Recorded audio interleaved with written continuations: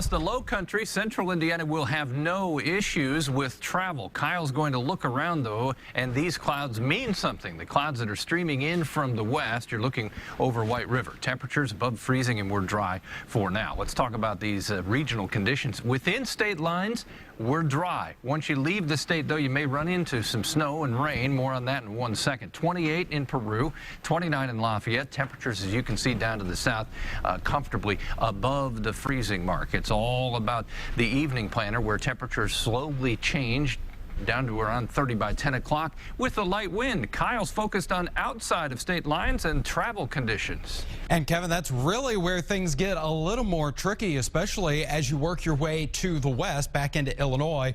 Between here and St. Louis, dealing with a little bit of light snow, especially I-70, interstates 57 and 55 through central Illinois being impacted.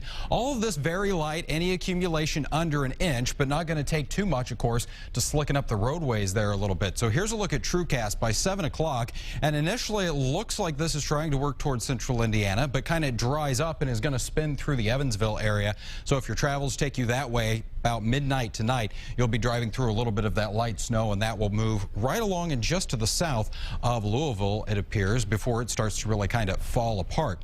So if you're heading on I-70 Terre Haute to St. Louis, you're going to have some travel impacts there. I-69 toward Evansville, again, a little bit of that light snow, especially Evansville and south.